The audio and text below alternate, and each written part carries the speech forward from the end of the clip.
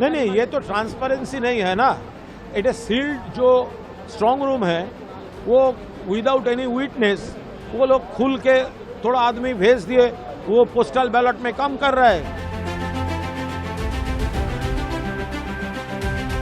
पश्चिम बंगाल में मतगणना से ठीक पहले सियासी पारा अचानक चढ़ गया और मामला पहुंच गया ईवीएम की सुरक्षा तक।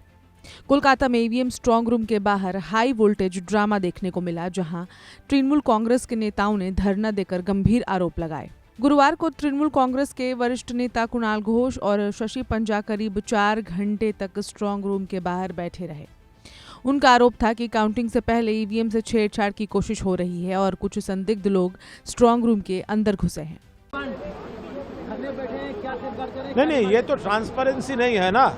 It is sealed. जो स्ट्रांग रूम है वो विदाउट एनी विटनेस वो लोग खुल के थोड़ा आदमी भेज दिए, वो पोस्टल बैलेट में काम कर रहा है कि वो पोस्टल बैलेट आया किधर से, वो जेन्युइन पोस्टल बैलेट है या दूसरा कुछ है, वो तो देखना पड़ेगा। और वहाँ काम हो रहा है हमारा स्ट्रांग रूम के सामने, तो वो क्या सिक्योर्ड है? सिक्योर्ड तो नहीं है।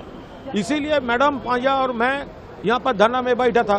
वो बोल रहा है मेल भेजा है। ठीक है, तो अभी तो घुसने दीजिए। बोले नहीं घुसने दूंगा। तब भेजा है क्यों? इस दौरान मौके पर भारी संख्या में समर्थक भी जुट गए, जिससे माहौल काफी तनावपूर्ण हो गया।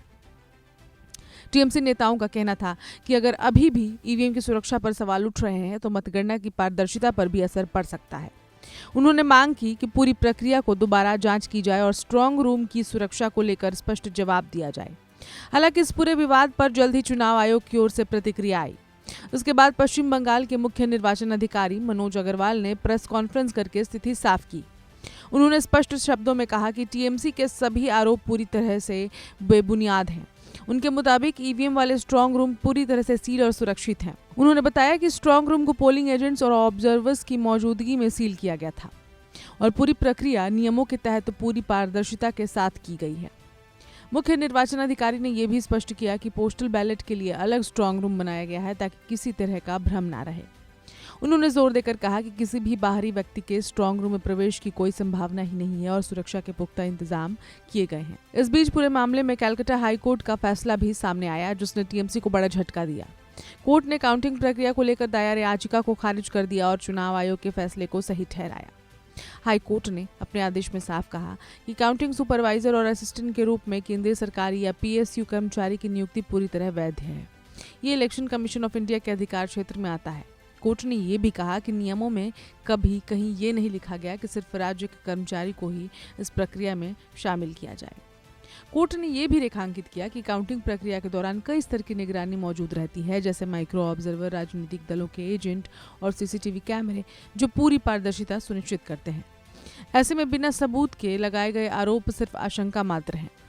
इसके अलावा कोर्ट ने यह भी कहा कि चुनाव प्रक्रिया के दौरान किसी तरह की न्यायिक दखलंदाजी उचित नहीं होती।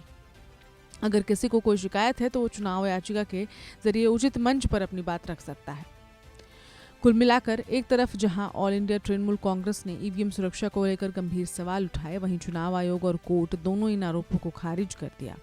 अब सभी की नजरें मतगणना पर टिकी हैं, जहां ये साफ होगा कि राजनीतिक आरोपों के बीच जनता का फैसला क्या रहा।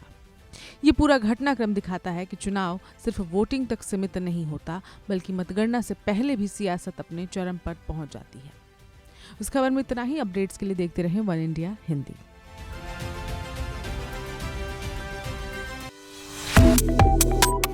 Subscribe to One India and never miss an update. Download the One India app now.